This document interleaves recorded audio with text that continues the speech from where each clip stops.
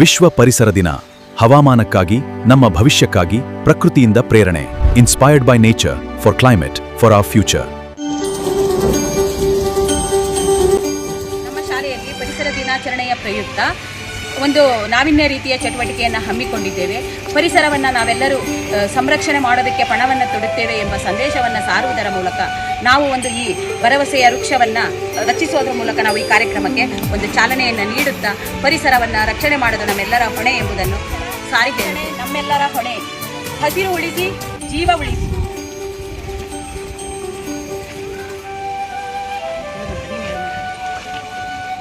ಕಾಡು ಬೆಳೆಸಿ, ನಾಡು ಉಳಿಸಿ. ಹಸಿರೇ ಉಸಿರು, ಹಸಿರು ನಮ್ಮೆಲ್ಲರ ಸಂಪತ್ತಾಗಿದೆ. ಜೋಪಾನ ಮಾಡುತ್ತೇನೆ.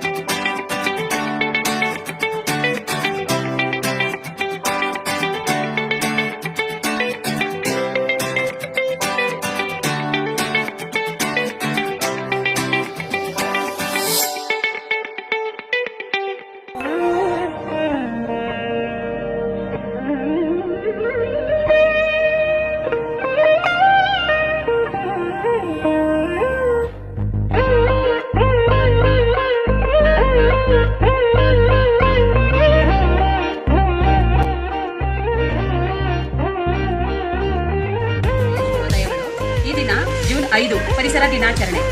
ಪರಿಸರ ಮಾನವನ ಜೀವಿಗಳ ಅವಿಭಾಜ್ಯ ಅಂಗ. ಪರಿಸರವನ್ನು ನಾವು ಎಷ್ಟು ಸಂರಕ್ಷಿಸುತ್ತೇವೋ ನಮ್ಮ ಉಳಿವು ಕೂಡ ಅಷ್ಟೇ ಸಂರಕ್ಷಣೆಯಿಂದ ಇರುತ್ತದೆ.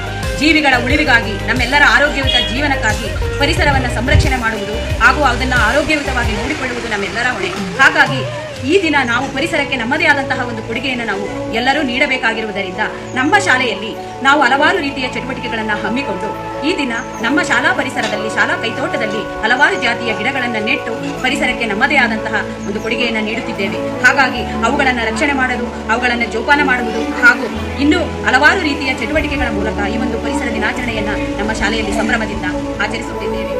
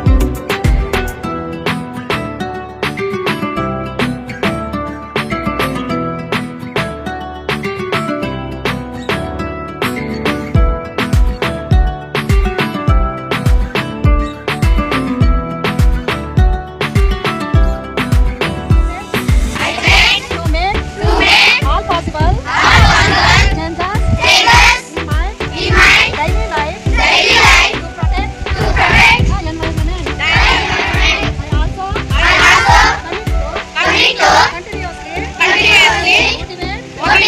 family. Friends. And others. About the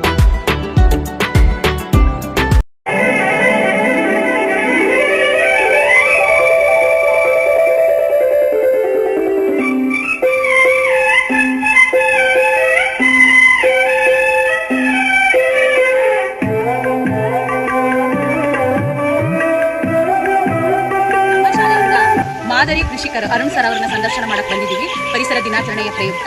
ಅವರಿಗೆ ನಮ್ಮ ಶಾಲೆಯ ಮುಖ್ಯೋಪಾಧ್ಯಾಯರು ಹಾಗೂ ಸಹಶಿಕ್ಷಕ ಬಂಧುಗಳು ಮತ್ತು ಎಲ್ಲ ವಿದ್ಯಾರ್ಥಿಗಳ ಪರವಾಗಿ ಈ ಕಾರ್ಯಕ್ರಮಕ್ಕೆ ಅವರಿಗೆ ವೆಲ್ಕಮ್ ಅನ್ನು ಮಾಡ್ತಾ ಅವರನ್ನ ಸಂದರ್ಶನ ಮಾಡಲಿದ್ದಾಳೆ ನಿಸರ್ಗ. ನಿಮ್ಮ ಹೆಸರೇನು? ನೀವು ಎಷ್ಟು ವರ್ಷಗಳಿಂದ ಕೃಷಿ ಮಾಡುತ್ತಿದ್ದೀರಿ? ನಿಮ್ಮ ಜಮೀನಿನಲ್ಲಿ ಮುಖ್ಯವಾಗಿ ಯಾವ ಬೆಳೆಗಳನ್ನು ಬೆಳೆಯುತ್ತೀರಿ?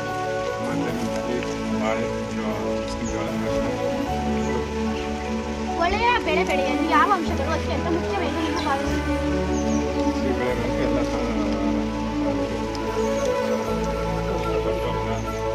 ನಿಮ್ಮ ಕೃಷಿಯಲ್ಲಿ ಹೊಸ ತಂತ್ರಜ್ಞಾನ ಅಥವಾ ಯಂತ್ರೋಪಕರಣಗಳನ್ನು ಬಳಸುತ್ತೀರಿ? ಅವು ಹೇಗೆ ಸಹಾಯ ಮಾಡುತ್ತವೆ?